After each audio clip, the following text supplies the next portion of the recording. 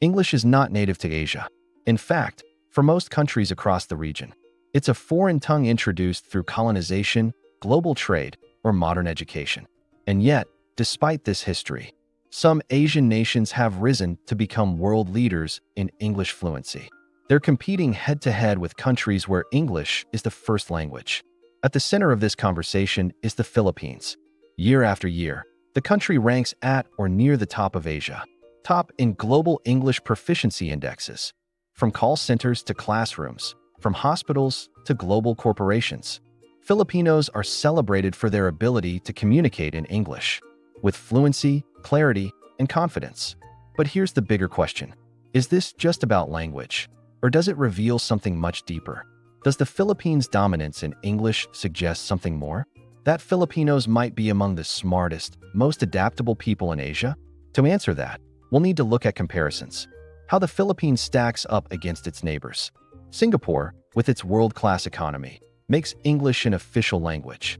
Malaysia has a strong bilingual tradition. India has one of the largest English-speaking populations on Earth. Meanwhile, countries like China, Japan, and South Korea spend billions each year on English education, yet still struggle with fluency. So who really speaks better English in Asia? And what does that say about intelligence, adaptability, and opportunity? In this video, we'll explore how the Philippines stacks up against the rest of Asia, and why this small but mighty nation may hold the crown as Asia's true English powerhouse. Why English matters in Asia. English today is more than just a language. It's the passport to opportunity. Across the globe, it dominates business meetings, scientific research, international diplomacy, and technology. From Wall Street to Silicon Valley, from the United Nations to global trade negotiations, English is the common ground where people of different cultures connect. And in Asia, this global reality has created a powerful incentive. Mastering English often determines who gets access to the best jobs, scholarships, and careers abroad. For millions of Asians, English is not just a classroom subject. It's a survival tool. Nurses from Asia heading to the US or the Middle East must pass English exams. Engineers and programmers seeking jobs in Europe or North America rely on their English skills to succeed. And perhaps the biggest driver, Asia's multi-billion-dollar outsourcing industry, depends entirely on fluent English speakers. They handle customer service, IT support, and back-office operations for global companies. This is why governments across Asia spend millions, even billions, every year. They try to boost English proficiency. China, Japan, and South Korea pour enormous resources into English education, from hiring foreign teachers to requiring years of study in schools. Yet, despite the investment, results vary dramatically. Some countries excel, producing generations of confident English speakers. Others struggle with heavy accents, lack of practice, and a focus on memorization. Memorization rather than real-world communication. This uneven success is what makes the Philippines stand out so sharply. While many Asian countries are still trying to bridge the English gap, the Philippines has already built an international reputation. A reputation as a nation where English is spoken naturally, fluently, and confidently. Not just by elites, but across society. The Philippines, the English powerhouse. When it comes to English in Asia, the Philippines doesn't just participate, it dominates. Over 90% of Filipinos speak English. That makes it one of the largest English-speaking nations in the world. Unlike other Asian countries where English remains confined to classrooms or the upper class, in the Philippines, English is woven into everyday life. It is a second language so widely used. Many Filipinos switch seamlessly between English, Tagalog, and their regional mother tongues. Without a second thought, the roots of this fluency trace back to history. During the early 20th century, American colonization left behind more than infrastructure. It left a linguistic legacy. English became the language of government, education, and media. Decades later, that foundation paid off. Today, English is still the official medium in schools, courtrooms, and even TV programs. This widespread fluency gave rise to one of the Philippines' most important industries, the call center and business process outsourcing (BPO) sector, worth billions of dollars annually. This industry relies on Filipinos' ability to speak in clear, neutral, and near-native English accents. Global corporations prefer Filipino workers. They can easily handle conversations with customers from New York, Sydney, or London, without heavy accents or awkward phrasing that might frustrate clients. Cultural exposure also plays a huge role, from Hollywood movies to American pop music and TV shows. Filipinos grow up surrounded by Western media. This constant exposure polishes pronunciation, vocabulary, and cultural familiarity, something many Asian countries still struggle with. Recognition of this advantage comes not only from businesses, but also from global indexes. In the EF English Proficiency Index, the Philippines consistently ranks near the top in Asia and the world, beating out much wealthier nations. The message is clear. When it comes to English fluency, the Philippines is a global leader. Singapore, the competition. If there is one Asian nation that rivals the Philippines in English, it's Singapore. The city-state made English one of its 4 official languages, alongside Mandarin, Malay, and Tamil. Unlike in most of Asia, where English is seen as a foreign language, in Singapore it's the language of government, law, and higher education. Every Singaporean child is taught in English from the earliest levels of schooling. That makes fluency nearly universal. This policy has paid enormous dividends. Singapore consistently ranks at the very top of global English proficiency charts, often outscoring even European nations. Its workforce is highly attractive to multinational corporations. Its global reputation as a financial hub is closely tied to the ease of communication in English. But Singapore's English has its own unique twist. While formal English is used in schools and business, many locals also speak Singlish, a casual, slang-filled mix of English with words and structures from Malay, Mandarin, and Tamil. Though beloved by Singaporeans, Singlish is often discouraged in professional contexts to maintain international standards. Comparing Singapore with the Philippines highlights interesting contrasts. Singapore is small, wealthy, and urbanized. The Philippines is large, diverse, and still developing. Yet both produce English speakers who thrive in global industries. The difference is scale. Singapore has fewer people but near-perfect fluency. The Philippines has a massive English-speaking population spread across its islands. In practice, this means both nations lead Asia, but in very different ways. Malaysia, strong but uneven. Malaysia, like Singapore, inherited English from British colonial rule. For decades, English medium schools and universities gave Malaysians a strong foundation in the language. Even today, many urban Malaysians speak English fluently. The country ranks high in global proficiency charts. English is widely used in business, tourism, and education. It's an important second language across the nation. However, Malaysia's English usage is more uneven compared to the Philippines or Singapore. In major cities like Kuala Lumpur or Penang, English is common in workplaces, restaurants, and social settings. But in rural areas, proficiency can drop significantly. This urban-rural divide has created gaps in opportunity. Those with better English often secure higher-paying jobs or international careers. Another distinction is that in Malaysia, English is still often viewed as a second language, rather than a natural part of everyday communication. Many Malaysians use Malay at home. English is reserved for school or work. In contrast, Filipinos may switch to English mid-conversation.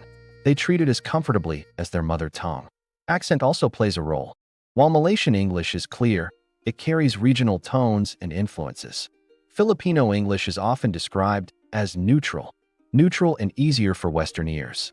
This is a major reason why international businesses prefer the Philippines, especially in customer service.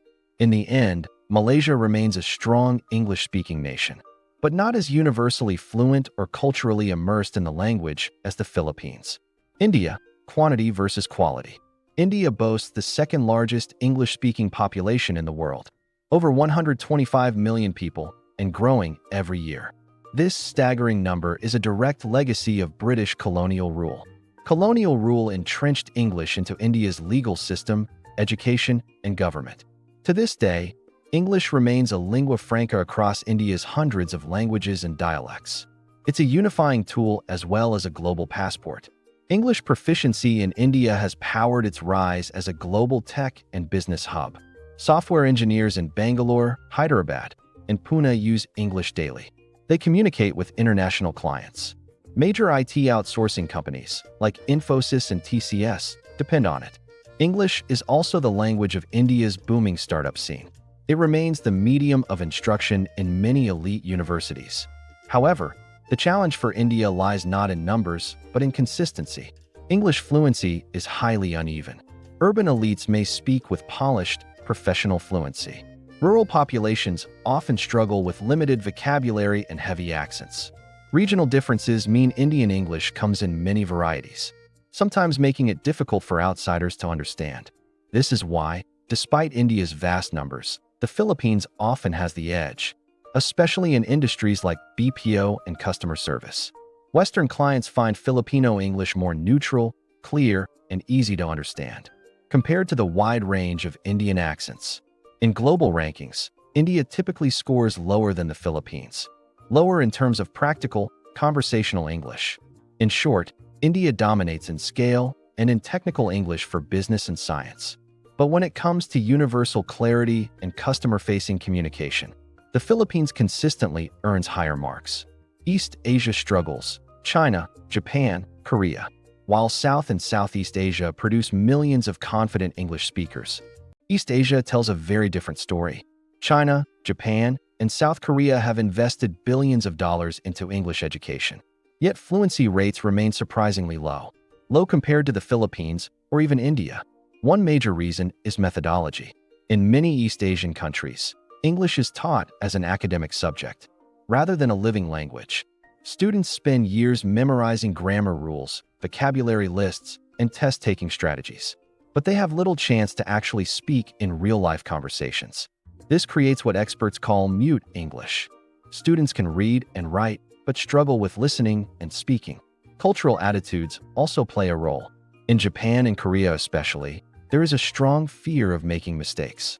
This discourages students from practicing out loud. Meanwhile, limited exposure to Western media, due to dubbing, subtitling, or cultural preference, reduces opportunities for natural listening practice. China, despite its size, faces an additional hurdle. Regional diversity and sheer population scale make consistent English education difficult. Major cities like Beijing or Shanghai produce fluent English speakers, but much of the country lags far behind. The result is a stark contrast with the Philippines. Filipinos are exposed to English from childhood, through schools, television, and everyday interactions. Instead of memorizing, they practice conversationally, combined with cultural confidence and a willingness to engage. This makes Filipinos far more effective communicators in English, far more effective compared to their East Asian counterparts. Even though those countries often spend more money on education, are Filipinos the smartest in Asia? The question of whether Filipinos are the smartest in Asia is a bold one, but it's worth asking, because English proficiency is more than just vocabulary and grammar. It reflects communication skills, adaptability, and global competitiveness. And in these areas, Filipinos consistently shine. First, consider memory and learning ability. Filipino students are known for excelling in English from an early age. They master not only the language itself, but also the cultural nuances that come with it. This ability to absorb and retain both knowledge and culture gives them an edge when working abroad. A Filipino nurse in London or a teacher in Japan doesn't just communicate. He or she connects, bridging cultural gaps that others often struggle with. Adaptability is another marker of intelligence, and Filipinos embody it fully.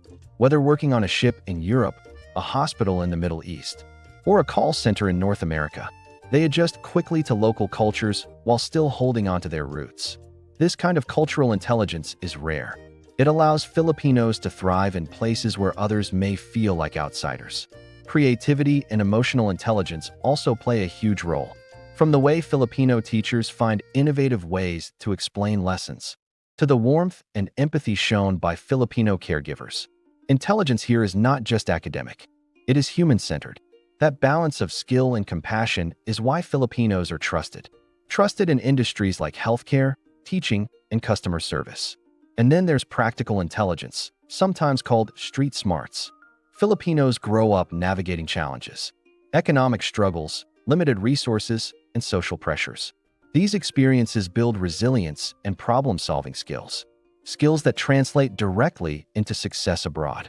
It's not uncommon to hear stories of Filipinos starting with humble jobs overseas, and working their way up into management or even entrepreneurship.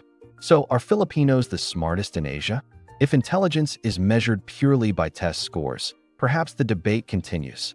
But if we define intelligence as the ability to communicate, adapt, innovate, and succeed globally, then the Philippines has already made its case. Language plus resilience equals global competitiveness. And in that formula, Filipinos may well be among the smartest in all of Asia. Reflection. When we step back and look at the bigger picture, it becomes clear that English in Asia is not just about fluency. It's about opportunity. In today's globalized world, language is a currency. The ability to communicate effectively in English opens doors. Doors to education, careers, migration, and international influence. And the Philippines has shown, you don't need to be a wealthy nation to lead in this arena. What's fascinating is the contrast. Countries like Japan and South Korea are far richer economically. They have advanced technology and world-class infrastructure.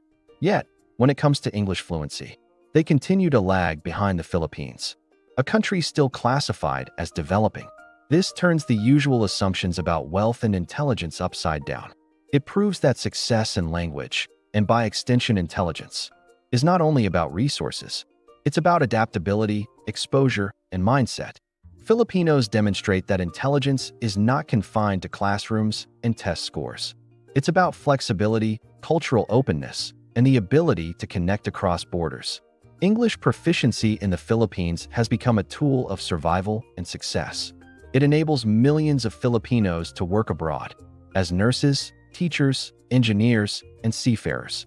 Each worker who communicates confidently in English is proof that intelligence is also measured by practical skills and emotional intelligence, and global adaptability. But the power of language goes even further. English gives Filipinos not just jobs, but influence.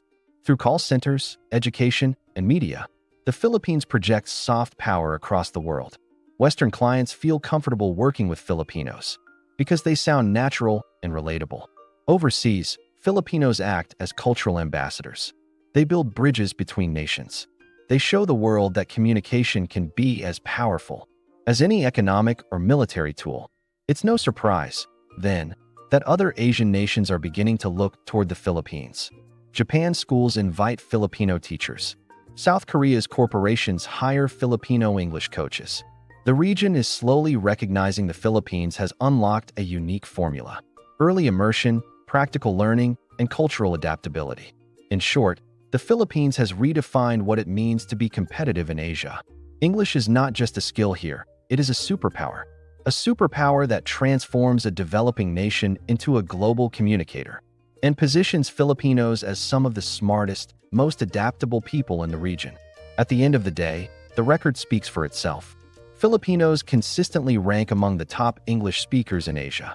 But this achievement is about more than just language.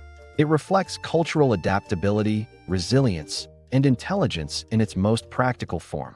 Yes, Singapore rivals the Philippines in fluency. India has sheer numbers. But when it comes to the balance of fluency, accent neutrality, and global usability, the Philippines stands out. Filipino English is clear, approachable, and effective across cultures. That's why Filipinos excel in industries that demand real connection, whether in classrooms, hospitals, ships, or call centers. This edge has given Filipinos a global reputation, not just as workers, but as communicators, innovators, and bridge builders. The mastery of English has amplified the country's visibility and influence in ways far beyond what its economic size might suggest. So, who really speaks better English in Asia? The evidence points again and again to the Philippines. But more importantly, what this proves is that true intelligence is not about wealth or test scores or even raw numbers. It's about adaptability, creativity, and the power to connect with the world. On the global stage of Asia, the Philippines didn't just learn English, they mastered it. And in doing so, they proved that real intelligence is measured not by isolation, but by communication. That is the Filipino advantage, and it is what sets them apart.